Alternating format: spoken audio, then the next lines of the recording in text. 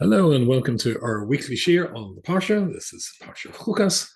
It has been a few weeks since I've been able to uh, put up, what the phrase is, a share on the various platforms, Torah Anytime or my own YouTube channel. I do apologize that I have been running around the world saying sharing all over the place, and it's not been easy to get to a computer. And next week I'm going to be in Cincinnati, so this might be the last one for 2 weeks instead of before the next week. However, let's start as we always do with dedicating the share for the Refuah Shalema for the people we've been davening for a while. Rafal Chai ben Sora, Baruch Hashem is doing well. Oriah Chaim ben Chani Yehudas, that's the little boy waiting for the lung transplant. He had a bit of a health scare recently, but Baruch Hashem, he's come out of that. He's back on the list waiting for the lung transplant. It's all these people are very well worth davening for. Chaim Modchadov ben Esther, Chaim Aaron Yedidia ben Tzipora Chava. Again, Chaim Aaron Yedidia ben Tzipora Chava is a little boy who's got a brain tumor and is not doing very well, a little baby. And Rachel Levana ben Shirley, all should have a Refuah Shalema. If you'd like to dedicate the share to somebody who's not well for the Refuah Shalema or to celebrate a Simcha, then please get in touch with me at yyy@askrabbiyyy.com. And I'll be very, very happy to dedicate the share. Okay, let's move on to this week's Parsha, which is Parshas Chukas. In Parshas Chukas, there is a famous Rashi at the beginning, and of course we all know that the Chukas at least initially starts discussing the Pora Aduma, the red heifer which is used, the ashes of which are used to purify somebody who's had contact with a dead body. Intriguingly, the ashes which make the person who's contaminated by that contact make them pure, but the person who's doing the purification process, they become impure, which seems rather a contradiction. Of course, it isn't really. We know in our world, in our time, many treatments and medications which are used to heal somebody. If the person is sick, if that same treatment is given to somebody as well, it makes them sick. Think of radiotherapy, X-rays used to kill tumors and beat cancer. But if you give X-rays to a healthy person, they get cancer. So certainly what this concept is a profoundly deep one. However, let's not go too deep in that direction because I've got something I really want to get onto and share with you, an unusual insight this week. But let's see what Rashi says, and of course, let's see what something the Alshich says, and then I'll take you in a slightly more unusual direction than we normally take. So the pasuk says at the beginning of the Parsha, V'yadaber Hashem al Moshe ve'el Aaron limor, Zayis Chukas HaTorah. This is the chuk, the statute of the Torah. Shatziv Hashem lemor, Hashem has commanded you to say, Dabra ben Yisrael v'yichu elecha por aduma. The command of the Jewish people, they should get for you a red heifer, tamima, perfectly red, shara inba mum, which has never done it's got no flaws in it, asher lo ola oil, and it's never pulled the yoke, done no physical work whatsoever, plowing in the field, etc. And that is going to be used for the Pora Aduma. Intriguingly, the first Pora Aduma, the ashes of that Pora Aduma some of them were put into the next ashes, etc., so that the ashes of the Pora Aduma would always contain the original ashes that Moshe Rabbeinu and Aaron produced through the first Pora Aduma. But let's look at an intriguing Rashi here. Zayis Chukas HaTorah. I'll read this to you in English. I wanted to see what the ArtScroll English Rashi had to have translated one word. So we'll go with their translation and then see if we can tweak it a little bit. Zayis Chukas HaTorah. Lefi Shahasotan, because the Sultan, we all know who that chap is, the Umas Olam, and the nations of the world, Moinin Es Israel. It translates here as aggrieve Israel. Aggrieve Israel, a very strange, old-fashioned word or application of a word. The little note that they have here in the ArtScroll says there's the Medrash Tanchuma, that Rashi is quoting the Medrash Tanchuma, And then they've got their own little explanation. That is, they question the contradictory nature of the commandment. It purifies those who are impure through contact with the dead, yet it renders impure those who prepare its ashes, which we've just discussed. But as I said, it doesn't seem to be too much of a mystery. Anyway, and even incidentally, in the ancient world, there are many remedies, which if you give to somebody who's sick, make them better, and if you give them somebody who's well, make them ill. So we have to go very, very deep. Remember, Shlomo Melech said, I've been wise and I know the answer to effectively everything, but the meaning behind the Paraduma eludes me. It's beyond my wisdom, and he was the wisest man who ever lived. So therefore, the true meaning of the Paraduma is something which is way, way beyond our ability to penetrate. And the Alshich HaKodesh makes that point very clearly, because it says, Yidam Shema Shalomara, Zois Kochas Torah Asher Tziva Hashem Lemor, Dabra Ben Yisrael, Biko Elecha. And they will take it for you. Only you will know what really is going on with the Torah Aduma. Ordinary Jews, even the greatest of ordinary Jews, and everybody is ordinary in comparison to Moshe Rabbeinu, will simply not be able to penetrate this. You do, you know this, but nobody else will be able to know this or understand this. This word moinim, however, the non-Jewish nations, the moinim, I've seen this translated as a provoke and ridicule the Jewish people over this business of the thing that makes you tahor, makes you tommy, makes you pure, which is purifies the impure, makes the pure impure. That there is, it's something that they mock us with. Is sometimes they translate moinin as, which is why I wanted to see how the Art Scroll translated it. But it's certainly a provocation. It's certainly something they dislike. And again, to quote the Alshich says that they just don't understand. It's not that they don't understand the idea of impurity.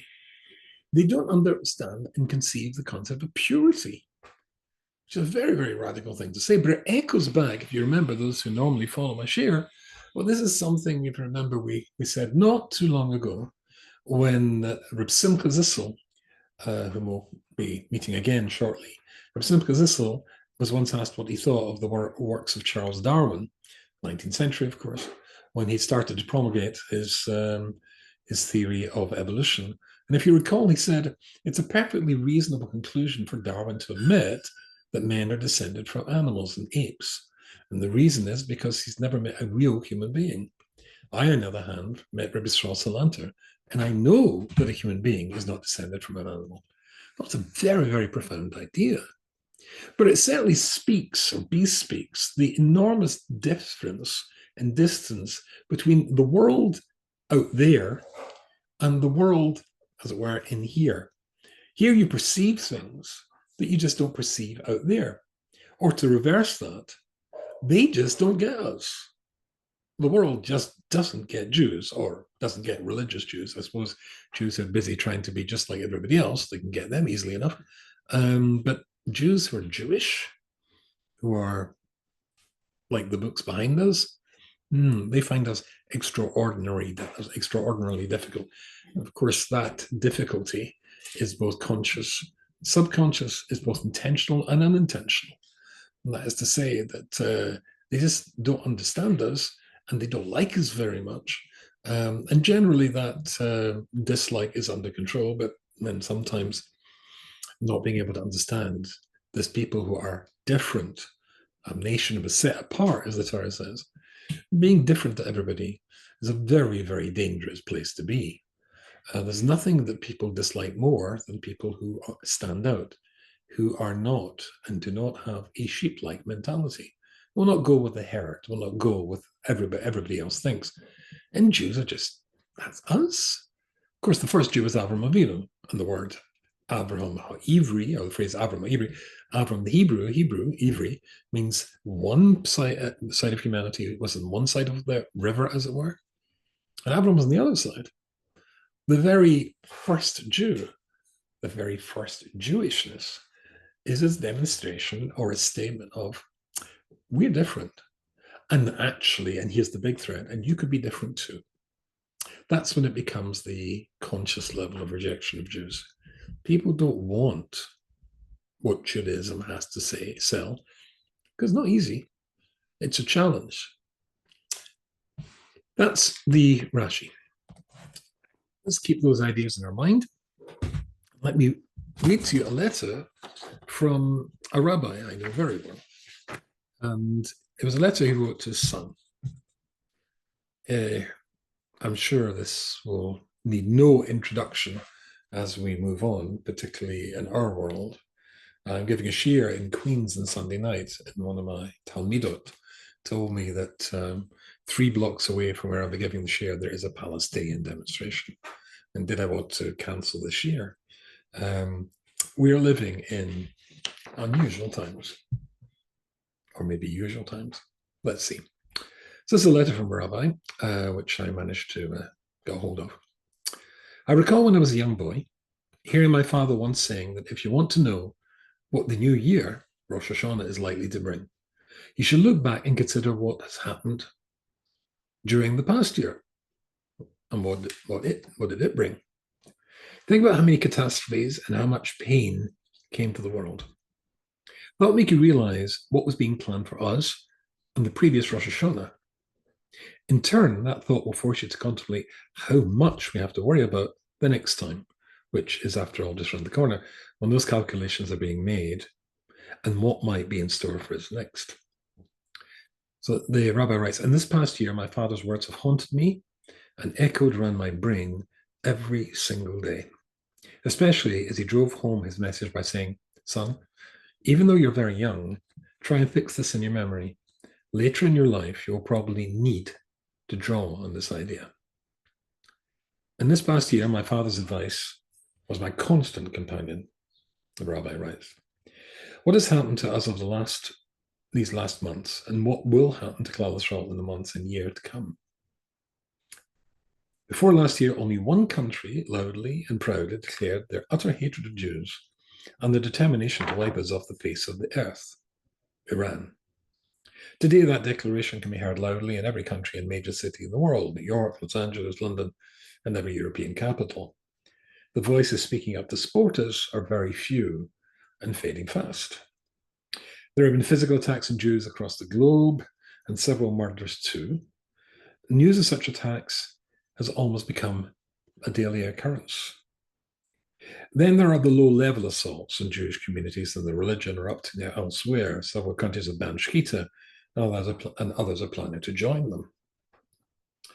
Of course, there are attacks on towns and villages in Israel, with the north evacuated and made Judenrein, the Nazi phrase, Jew-free, by drone and missile attacks.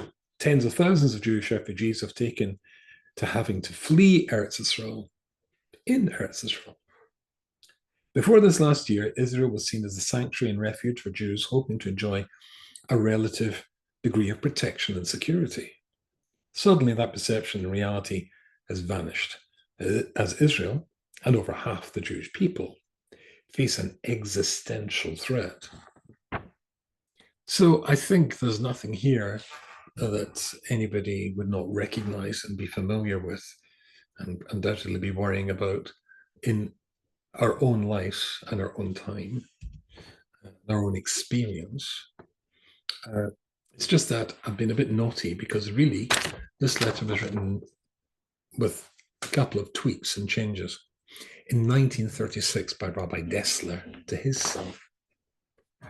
And of course, 1936 was 2 years away from Kristallnacht. And of course, when we get to 1939, it's the Second World War and what comes out of that. It's a scary thought. I just changed the details. Rabbi Dessler is talking, of course, instead of Iran, he's talking about Germany, when he says that it was not so long ago, it was only one country that was issuing blood-curdling threats of extermination against the Jewish people. Now those voices can be heard everywhere. Well, instead of Germany, it's Iran. The points he makes about Jews being beaten and killed regularly, again, just like Germany, and just like the situation then. Then the attacks on Shkita, the attacks on Jewish education, and so on and so forth, just a complete echo. I changed, of course, to make it more contemporary, he didn't mention the state of Israel and Hezbollah rockets, Iranian rockets, raining down in the north. In his time, Rabbi Dessler, and you'll find this letters in case you have a Mitzvah Meliyahu, you'll find it in volume 3 in page 365. He's talking about the fate of Jews in Arab countries.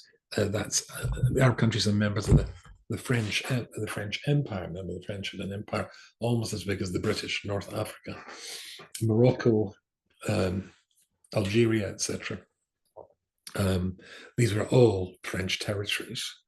And basically, he's talking about the pogroms that happened there. French administrators, many of them were very, very fascist and pro-fascist, and pro-German, pro-Hitler. And we're very, very happy to see the Jews legislated against. It was the king of Morocco who courageously, miraculously held out against the Nazis. That's something to bear in mind, incidentally. It's a ridiculous generalization to imagine that every Muslim has the same perspective as the Islamo-Nazis of Iran and the Palestinians and Hezbollah, etc. Anyway, because of that disturbing parallel of the letter that Rabbi Dessler wrote to his son in 1936, which could, as it were, with just a tiny bit of camouflage, be the template exactly for a letter written today, without much changing at all. I thought it would be interesting to see what Rabbi Dessler has to say, having outlined the times then, i.e., also the times now, and having stated that if you want to see what's coming in the next Rosh Hashanah, bearing in mind we're not too far away from the next Rosh Hashanah, if you want to see what's going to happen then, he says, look back at what's been happening till now. And that tends to suggest that what's happened in the last year is going to be, or what's going to happen in the next year is a continuation of what happened in the last year, Chas v'Shalom. But Rabbi Dessler being Rabbi Dessler, having stated, as it were, the newspaper headlines, the stories in the Wall Street Journal or wherever, Times of London, then he then goes on to take a Torah hashkafa, look at it through the lens of the Torah to see that how we should react to this. And so it's just 2.5 pages, if I hold it up to if you can see that there, that's the first one. There is, sorry. This, and over this and this, I'm going to basically take you through this. I've been very, very excited with the wrong word. Maybe it's the right word, I'm not sure. But there's so much here in just a letter to his son, which could be expanded upon over and into many, many shiurim. But let's see if we can get something meaningful and impactful and applicable, immediately applicable to us in our world. Now, okay, so here we go. So he says, leading on from the letter, which I've basically forged, only in his terms. If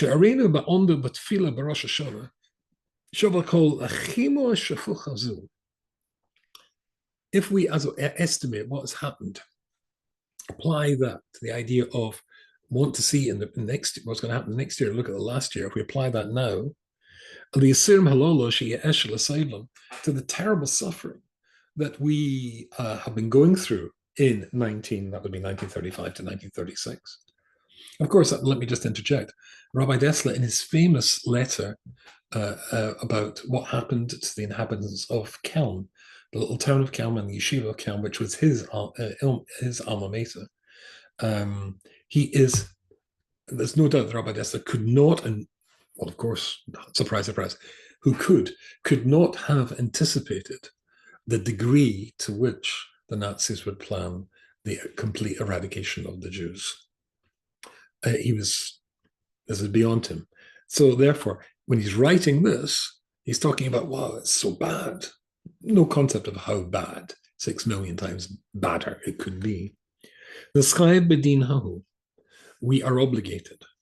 Ba'ata achar asher zeis, kol zeis ba'aseinu b'choiva, ba'no imnim mechodesh lifnei yom adin, ma tzrichas liyos machshavasenu. So if that is the situation, then how should we be thinking? What should be our thoughts if the indicator of last year is a pointer to the direction of next year. And it's been an awful year. Many writers, including myself, refer to the attack on October 7th as a mini Holocaust. The Islamo Nazis of Hamas have made it quite clear that they intended it to be exactly that. If anything, you could say that the Nazis were better than the Islamo Nazis. After all, the Christian Nazis. After all, they tried to hide. There was some residue of shame in what they'd done. There was no residue of shame of people who burned babies alive and then happily published the videos for their followers on the internet. Hein Esha, it's possible. Ki im ye yochid or yechida. Listen to this. It's possible, says Rabbi Desser, if there is a yochid, an individual, or yechidim, or a group of individuals, he mischaskin b'tshuva lekabel alehem oil malchus shomayim be'emes. His reaction to this is to change their path and do it with tremendous sincerity. How you oimdim b'fnei haparonius kulam o mitzosam, they'd be able to withstand the onslaught of anti-Semitism, the tsunami of anti-Semitism, either individually or collectively. And indeed, on behalf of the whole Jewish people. Remember, the Gemara in Rosh Hashanah famously says you're supposed to imagine scales perfectly balanced at this time of the year. All the negative things of the Jewish people on one side, all the positive on the other side. Along comes one Jew. One Jew can tip the scales in either direction. So more to say in this. So it's possible that the one Jew or a group of Jews could change the outcome for all. On massive kolakolas base Israel ba'aretz begulam yeshiba rasisim him lo yovin kol echad me'atona eser lefanenu ki bekoiches lohogen al atzmoi lohais zechias ba'agonas kol kula. Surely, in realizing the threat that hangs over our heads, and that this is not something we could not perceive, like Rabbi Dessler could not perceive it, for us who are the post-Holocaust generation can clearly perceive the worst possible things. After all, the Iranians are happy to declare it. Hey, ma Hashem alekinu dorish mimenu. What does God want from us? Lo ach v'rak mashova emes. You've got to be real, you've got to be accurate and true about your analysis of our role and what we could do in order to change the outcome. I'll jump down a little bit. So now he goes into a very, very classical Jewish concept. The classical Jewish concept is like this. I'll give you the headline, and then we'll look at Rabbi Dessler's words to his son and see if we can flesh it out a little bit. There are two words in Hebrew which seem very, very similar. If somebody has offended you and the person asks for mechila, forgiveness, then you're supposed to, as long as you can, give mechila. Then there's what's called vatronis. Then there is to be a vatron. What does vatronis mean? So the word vitor in Hebrew also means to retreat, to surrender. A vatron is somebody who is willing to wipe the slate clean. The person that gives mechila means, I forgive you for what you've done, but there's a suggestion that what you've done still, as it were, exists in that word. And the word vitor is as though it just doesn't exist anymore. So with that as our introduction, let's see what he says. So Eretz Yisrael, the gift of Eretz Yisrael, is Midas Arachamim. Rabbi Dessler writes that after the Second World War and the horrors of the Holocaust, that the gift of Eretz Yisrael to the Jewish people, the return of Eretz Yisrael to the Jewish people, was a smile from heaven. A smile from heaven. Surely the very nature of Hashem is Rachamim. It's within our very definition and conception of Hashem. He is a forgiving God. So why doesn't he forgive? So why doesn't he forgive? And allow, as he did in 1939 or 1933 onwards, the Midas Adin, the punishment that came from heaven, to engulf us. Isn't it if somebody is merciful, a very definition that he forgives without, as it were, God, without without calculation, and just I forgive you, I forgive you. That's not, says Rabbi Dessler, what's going on here. But the Gemara says in Bava Kama Nun Amad Aleph,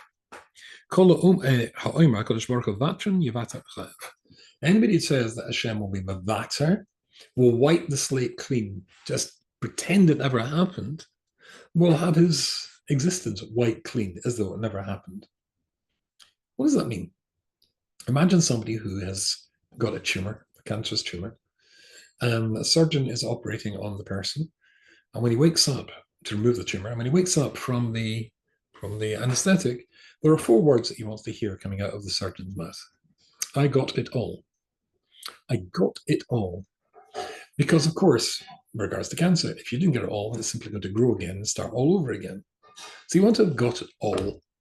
The reason it's impossible for Hashem to be a vatran is because if he wipes it clean, as it were, his cheshbon, but you haven't changed, then you're just going to do the whole thing all over again. There's absolutely no point in doing it all over again. Rather, to deal with it now would be the right time to do it. So vatran, anybody thinks that Hashem is going to ignore, it's not rachmanis, it's not pity or mercy to give something to someone who is not going to use the gift properly, to give forgiveness to somebody who intends and is likely to repeat over and over again the sins that they requested or you gave them forgiveness for in the first place.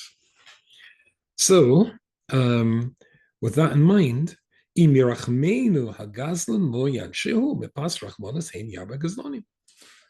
gives an example. If you were to give a blanket, and this is a rather hot topic in the current situation, whether you were to put a lot of people in prison and then just let them out, then they're going to do, let's say he says gazlonim, so violent criminals, and you let the violent criminals out without any suggestion that violent criminals have changed their behavior, then of course you've just multiplied the number of people who are going to get killed or severely beaten by the violent criminals when they're back on the streets.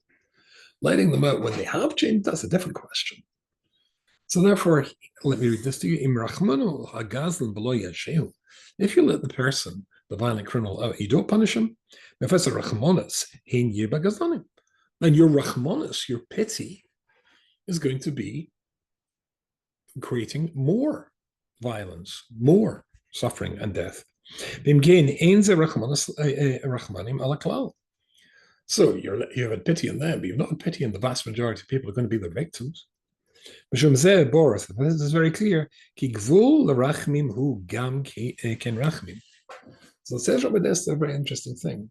From that, and incidentally, though, I missed out a bit here, he's quoting Chukas, he's quoting Mr. Salanta, that if there is no limit to rachamim, to mercy, if it is not, as it were, calculated properly about the likely outcomes that rachamim might have, both positively and negatively, then rachamim is no longer rachamim. Mercy is no longer mercy. It, in fact, becomes cruelty. Again, ein ze rachamim al klal. So setting limits on how far rachamim can go is itself rachamim.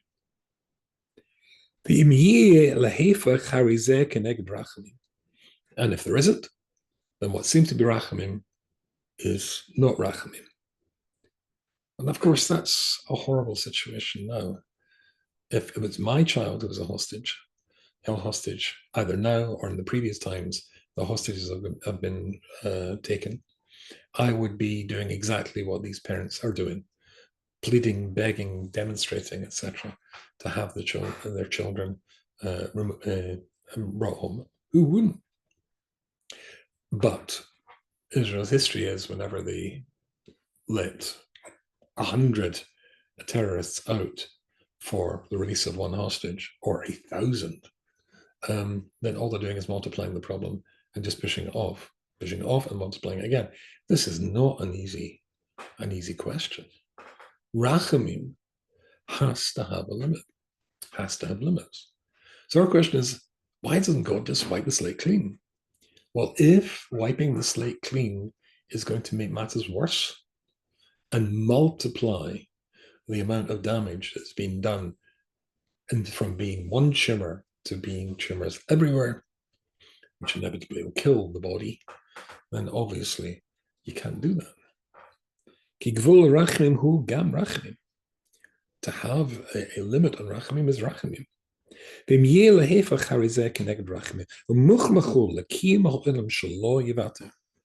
therefore it's essential for the world to exist, given the parameters that Hashem has set it, there has to be limits to rachamim. So therefore, why should it be that Hashem is doing all these terrible things to us? And the answer is because if he doesn't allow us to suffer, which can act as a change on our behavior, or changer of our behavior, then we're not going to change our behavior.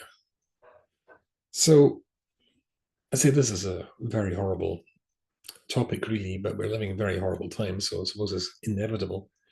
I very often, when I was working in campus, used to give a talk to my students about the Holocaust. And of course, the classic question is, how could God let the Holocaust happen? Which, in a sense, Rabbi Desta is addressing here as well.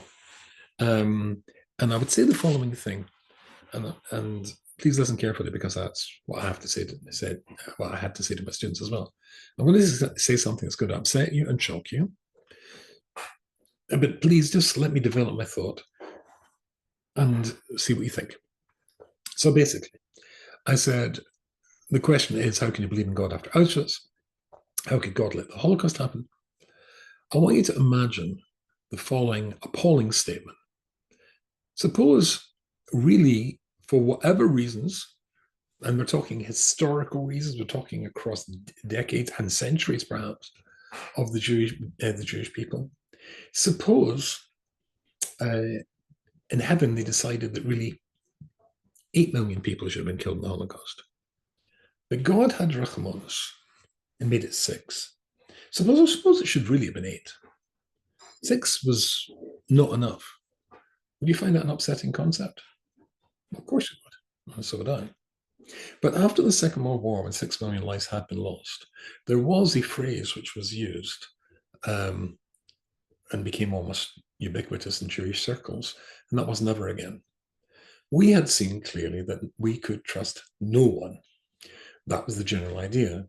The British, the Americans, the Russians, the Allies knew about Auschwitz, had all the plans, had the timetable supplied to them, smuggled out of the camp when the trains were arriving.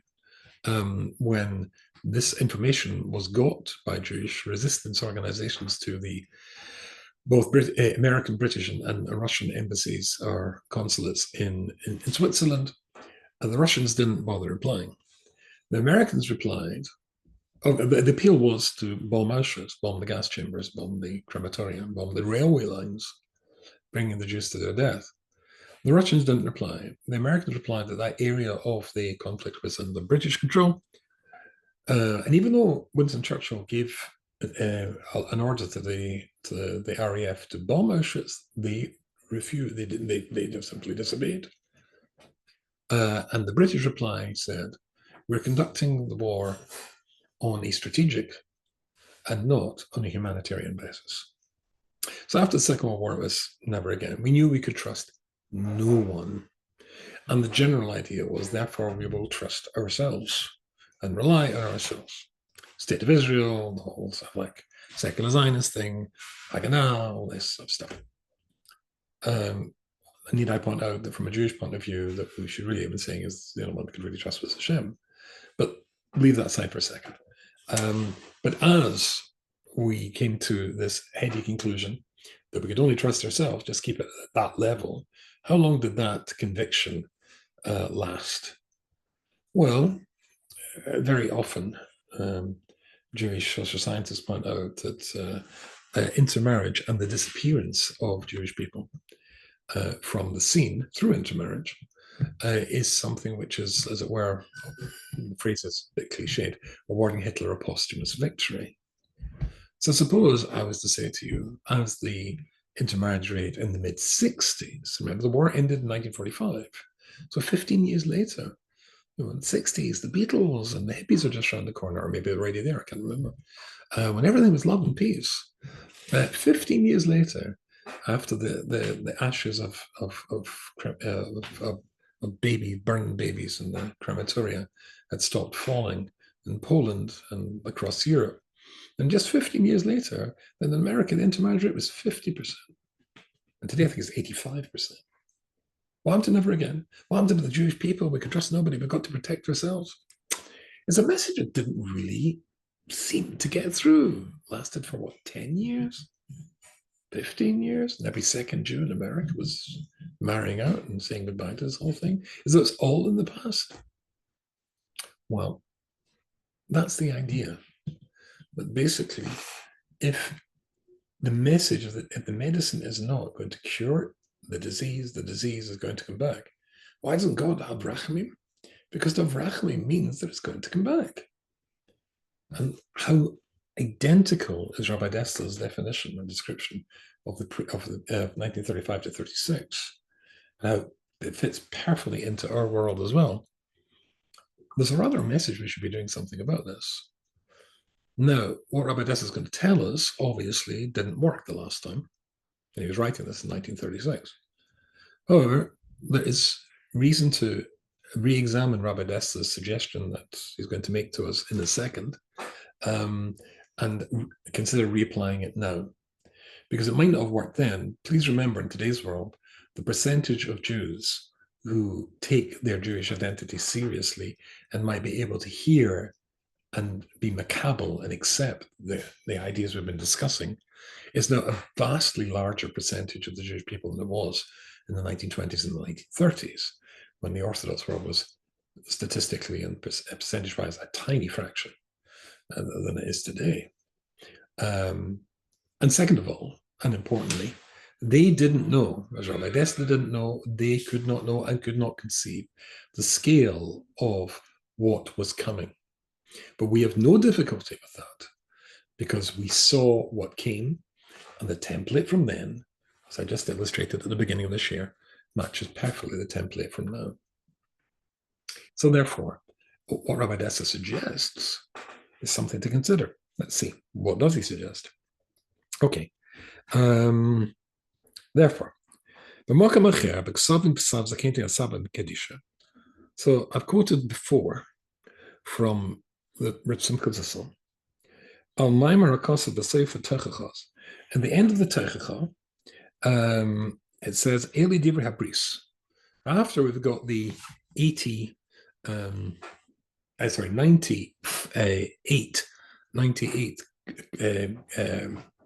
terrible things that are going to happen to the Jewish people, clawless curses that are going to happen to the Jewish people if we don't keep the Torah and the mitzvahs.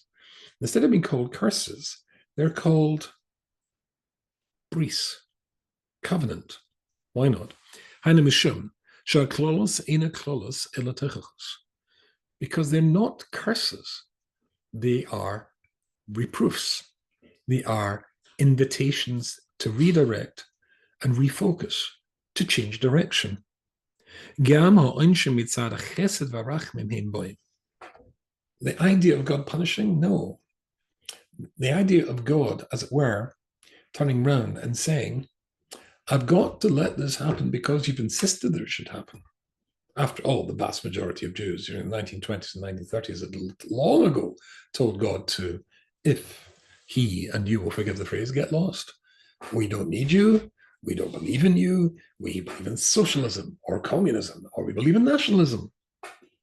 As I say in my essay on the subject in one of my books, that the question, how can you believe in God after Auschwitz, sparks another in response.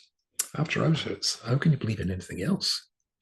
But we do believe in everything else. There was a story I think I shared with you recently of a lady from Manhattan who was in a plane sitting next to a rabbi. And the rabbi started a conversation with her.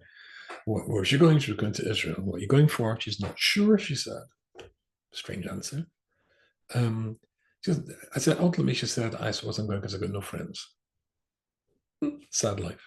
So he was doing the rabbi thing, sympathizing.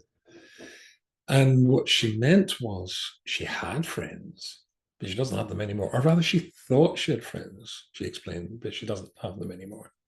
She said, when they were marching in the streets under their rainbow flags, or their pink, blue, brown, and rainbow flags, when we're marching in the streets of Manhattan and New York, under the Black Lives Matter banner, and a score of others causes.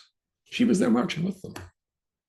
But when our women were raped after October the 7th, and when that mini Holocaust, that well celebrated in the Islamo-Nazi world, a mini Holocaust occurred, nobody was marching with her. She doesn't have any friends left. So what do you believe in?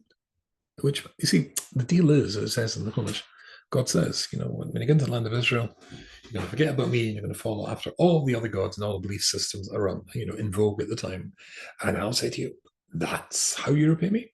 Fair enough. You want it, you've got it. Let's see how that works out for you.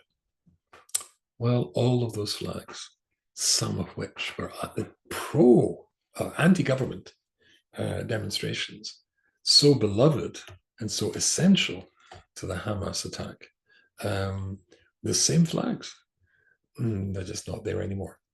Queers for Palestine? Are you kidding?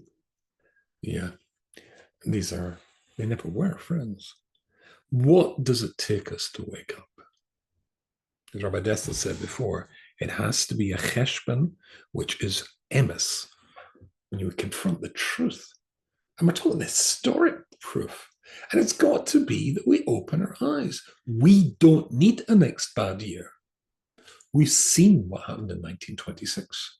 Rabbi Dessel's letter. Rabbi Dessel's letter is a match to now. We don't need to say, that couldn't happen. We know it could happen. So we have to make sure it doesn't happen. That requires us to change. It doesn't happen out the blue. There's a message here. You're going off the rails. It's going to take this to get you back on. It took 6 million last time, and you got back on track for a while. Maybe get back on track for permanently without anything as horrible as that happening. So he says, the truth of the matter is, it all depends on us. If we take exactly what we're saying, the rachamim, if we realize the rachamim that's contained within the suffering we're going through, that is the opportunity to open our eyes and brains to see what is going on, how it's a repeat, and how we should change, then exactly the threat that's happened is irrelevant for repetition. It doesn't need to repeat itself because we've got the message, we change and we get back. Now, if you say that the vast majority of Jews are not religious and they're not going to get this message, I know, and it doesn't matter because it's only the religious ones that do matter. God doesn't punish those who don't know any better, like that poor woman sitting on the plane from Manhattan to Israel looking for a friend. No, it's the ones who do know better. That's you and I. We're aware of Jewish history. We're aware of how God works. This is the message that he gives his son. As long as we take the message and change, how should we change? Let me tell you an interesting story. This was told to me by somebody I've known for a very long time and like very much. And he told me that there was somebody who owed him $60,000. Now, the fellow conceded that he owed the $60,000, but then from that concession and then mission, then the prevarication, my friend would probably have had to go to a Dean Tower, but there's no doubt in my mind that given a decent basting, he would have got an award of the $60,000 that was owed to him. But he wrote a letter just after October the 7th, he wrote a letter to this fellow. The fellow owed him the money and said, I'm mevater. That's that word again. I'm cancelling the whole thing. Why are you being mevater? Because if you go beyond, then Hashem goes beyond too. He said to me, after October the 7th, it was more important. It was obvious to me. It was more important to have achdus, unity, in the world, in the Jewish world, than $60,000. And anyway, he said, my wife and I hope, are sufficient bali amuna, of enough and sufficient faith to know that really, ultimately, if Hashem wants me to have $60,000, there's an infinite amount of ways that he can find that money can make its way to my bank account. And therefore, he just gave up on it. I think that the message really has to be, where you really going, Jewish people, particularly from Jewish people. The Iker is Shalom. We lost the temple because of lack of Shalom, by hatred of Jew by other Jew. And therefore, we have to reverse that process. The last words in the Talmud, in Uktzin, Hashem, who's willing to pour, in fact, does pour his bracha on the Jewish people constantly. It's just that we don't make a container for it to fill up, because the container is called Shalom, but we're too busy fighting with ourselves. Anything that we can do that creates Shalom, anything that you can, and I'm going to tell you this, when I have found people in the past, and this happened to me as well, when somebody insults you, somebody gives you a slap in the face, or embarrasses you in public, whatever it is, blames you for things you've done, haven't done, various injustices, when the person just sucks it up, feels that it comes from Hashem's Baruch, turns the experience and the message as to self-examination, ignores what the other person has to do, forgives the other person, particularly when the person wants forgiveness. In my experience, the blessings that come to a person from doing that are astonishing and almost always immediate. It's an interesting thing, almost immediate. So if we want Hashem's Baruch to have Rachmanis in us, we should really have Rachmanis, and real Rachmanis, and others too. Of course, if the person is going to do the same thing to you again and again, then of course that you don't have to have Rachamim there. If he says sorry, then that's different. However, if the person is giving you an opportunity to forgive them, and wants that forgiveness, and you go beyond the letter of the law, then fine. And you're taking the circumstance of the suffering we're going through now, extracting from that the positive message, applying that, and the reason for the suffering disappears. That reverses the model, says Rabbi Dester. So that what happened last year is not likely to be repeated next year. And in Mishli, Sefer Mishli, if I can just quickly grab it. Page 1, no, this volume is page 189. Yeah. Page 189. So we're talking Mishli. Let's get this for you. 189. The Pasuk says, Tzadik mitzora nechlas. A tzaddik from painful and suffering times flips over. When a tzaddik reacts positively to the suffering that he goes through, extracts from it the message, applies the message. As we said before, the concept of suffering, the requirement for suffering goes away because the person's changed themselves. But more than that, says Shlomo Melech, the wisest man who ever lived, even if he couldn't understand the Paraduma, he understands, and we should understand well, that the terrible suffering, the terrible sorrows that we've been going through in the last year, instead of simply deserting us, instead goes and attaches itself to the people who've been giving us the pain in the first place. Well, wonderful Shabbos.